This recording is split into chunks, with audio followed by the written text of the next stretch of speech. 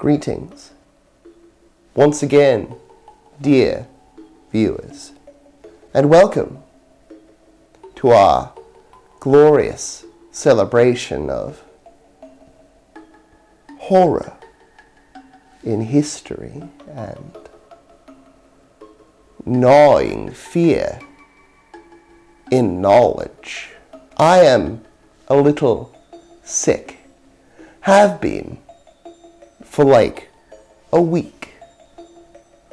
It's not been great.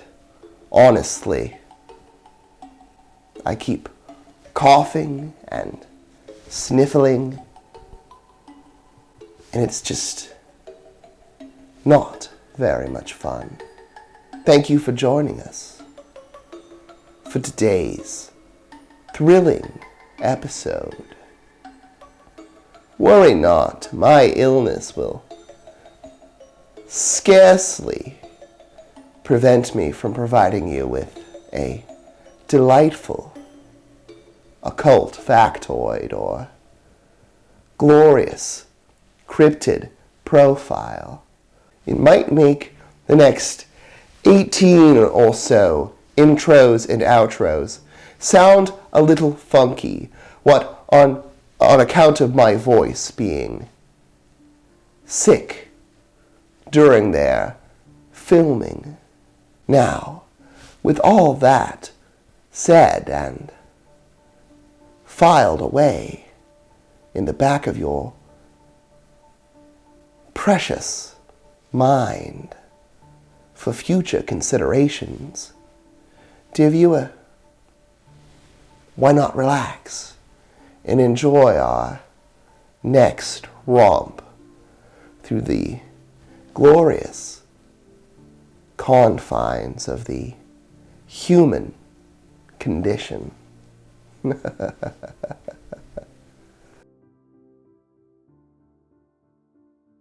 Boo-Boo, the fool. Boo-Boo, the fool. Who was he? What was his legacy?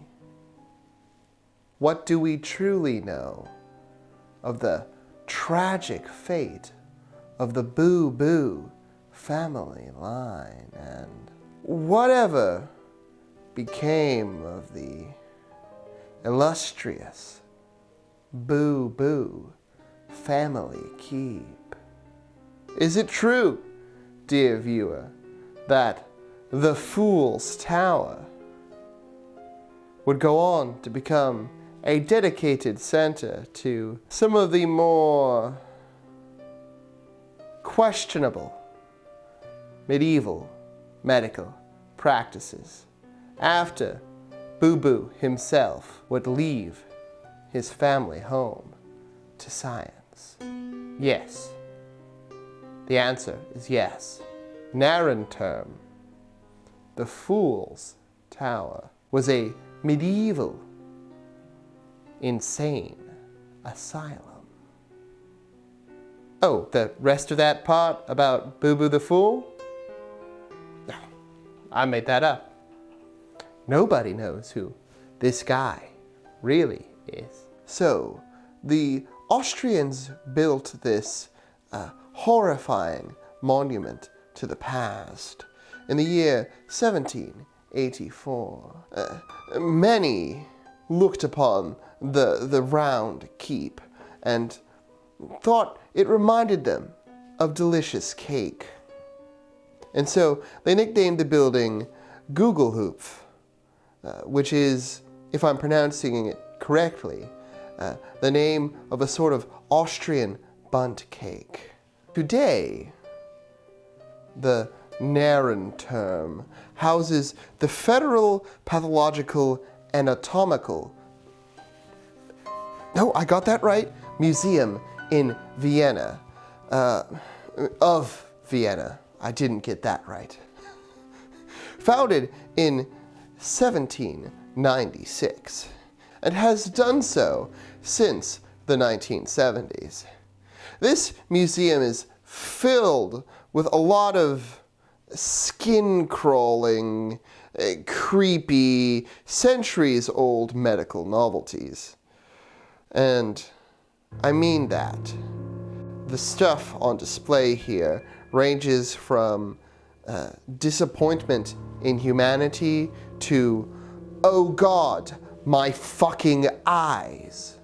It's some pretty freaky stuff in a real visceral, grounded way. But alas, the place was not always the delicious pineapple upside-down cake that it is today, or the poorhouse that it was before that. The Narantern was originally an asylum for the insane, built to replace its decaying predecessor, and to house those both untreatably mentally ill and too poor to pay for proper treatment and lodging.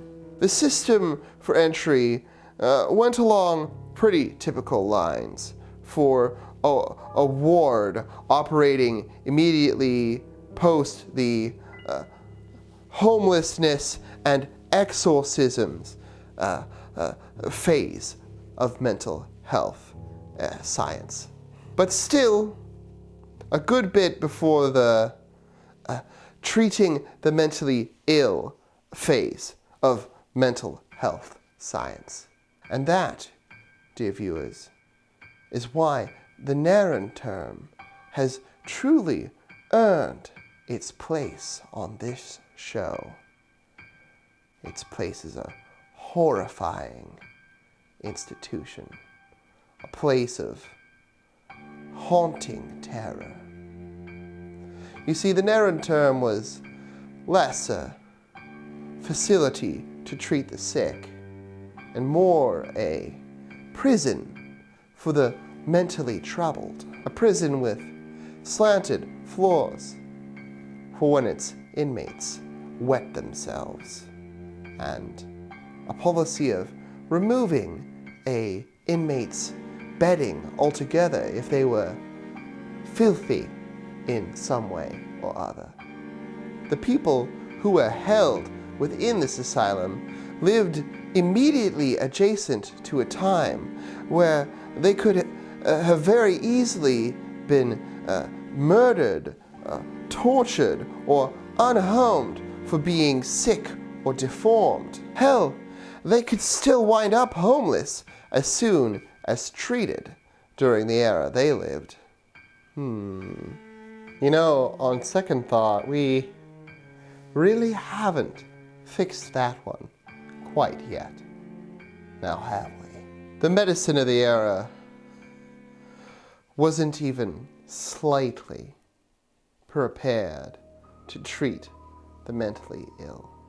At least not in Europe. But perhaps on a brighter note, the 1790s were better. It was before the end of the decade that Narantern's policies were already becoming obsolete, and the tower would enjoy actual medical professionals.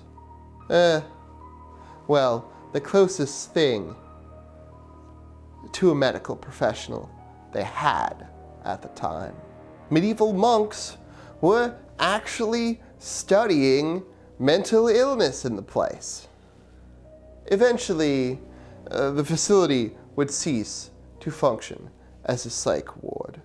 And in fact, it has not functioned in that propensity at all since 1866. Not a bad run, but good riddance, I say. I don't know what the point of this video was. To do a brief goof on Boo Boo the Fool, to learn just a little more about medieval medicine? I don't know. I guess the point was that the real horror was mental health stigma the whole time.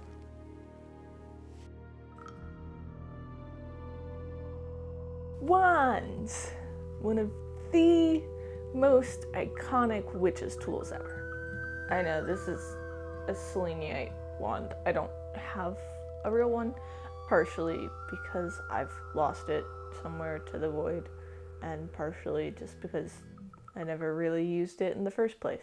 But anyways, the most iconic witch's tool, right up there with pointy hats and brooms and cauldrons, which I talked about last year in the Bruits section, and you guys should definitely check that out. It's really interesting how certain things have influenced our modern view of what a witch looks like. But anyways, really neat history things aside, wands, they're such a simple tool, right?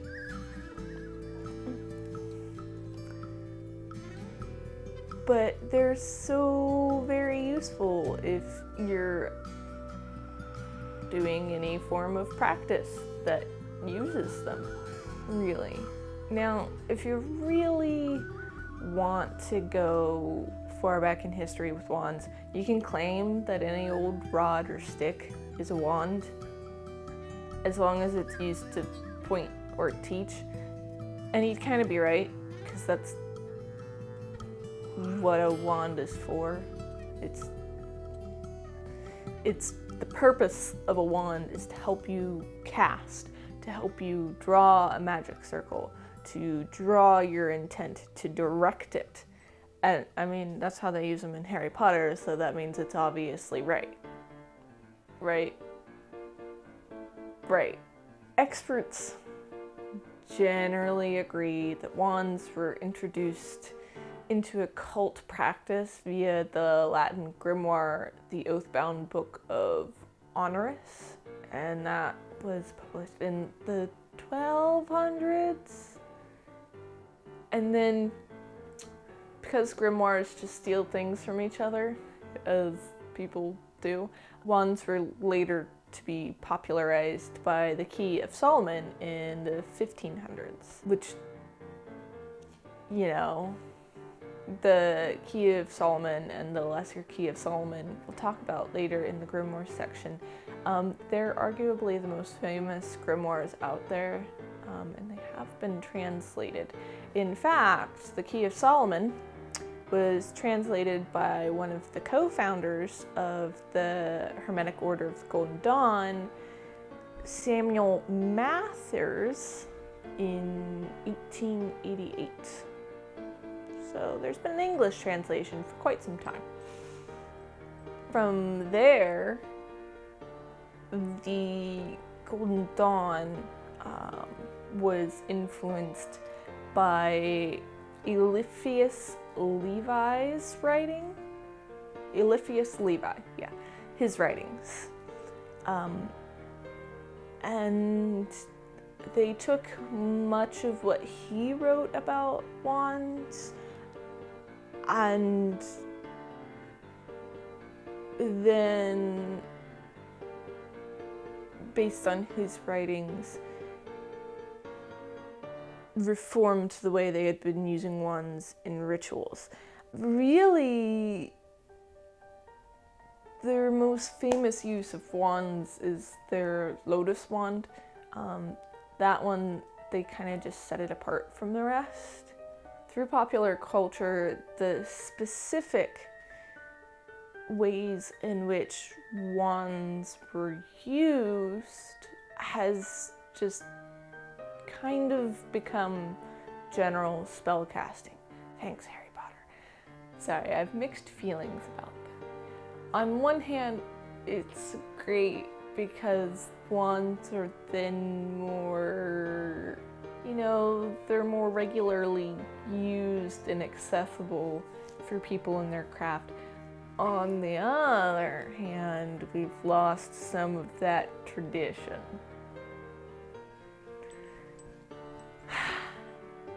Like I said, I have complicated feelings on the matter. But the history of that's interesting anyways. This has been Wands. Pachoo! Pachoo, pachoo. Sorry, I'm recording this alone and it's a little weird talking to the camera by myself.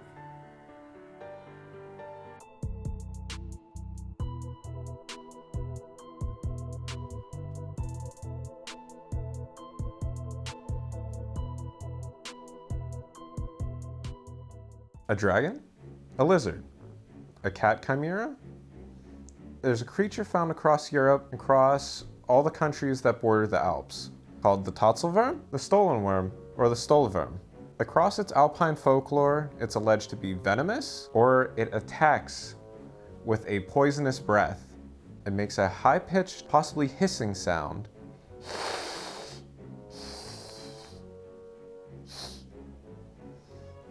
It is described as having the face or head of a cat, with a serpent-like body, or a long, slender neck. And then it has 4 short, stumpy little legs, grows anywhere from 1 foot to 7 foot, giving us a range of its lifespan. Some of the earliest recorded sightings of the Tatzelwurm come from Johann Jakob Wagner, describing simply the creature as a dragon, which was then replicated onto copperplate illustrations by an illustrator by the name of Johann Jakob Schuschauser, and dubbed Schuschauser's Dragon, giving Schuschauser then all the credit, even though he simply made the copper plates and didn't actually see the creature. One additional anecdote about the creature that absolutely tickles the mind comes from 2 men, Johannes Hans and Thomas Tinner, at a place known as Howlin on the mountain of Frumsen in the barony of Alsace. Measuring around 7 feet in length, was a cat-headed serpent with a long black-gray body. Locals were complaining of their cows' udders were being mysteriously sucked on, and then, all of a sudden, it stopped when supposedly the creature was killed. Another renowned person of interest on the Tatzelwurm comes from a man, Samuel Studer. He is credited with having the best and most information on the creature. His contributions are known about through the form of an article of the creature inserted in the travelogue of Franz Niklaus Koenig, which his travelogue was published in 1814.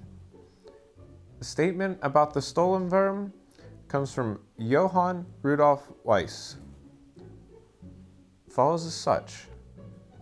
While the dragon is fabulous, the Stollenwurm is dubious. So to him, it seems as they are 2 different creatures, one of beauty and one of disgust. Thank you for enduring another stimulating cryptid corner. Join us for the next video, where we'll be putting Bigfoot and the Loch Ness Monster in a box to see if they fight or make sweet, sweet love. Well, I do suppose I warned you all about those human conditions, didn't I? I hope that you enjoyed today's 3 glorious horror segments. And more so, that you enjoyed them enough to join us again next time.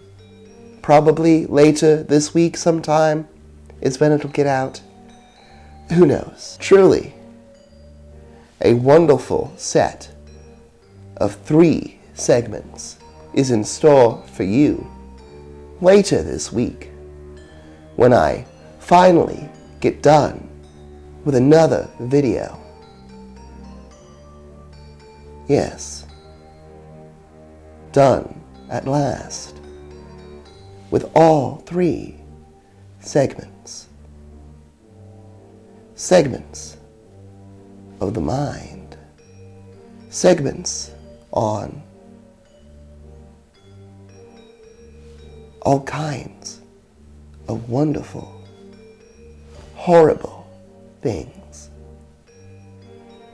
I have no idea where this bit is going anymore.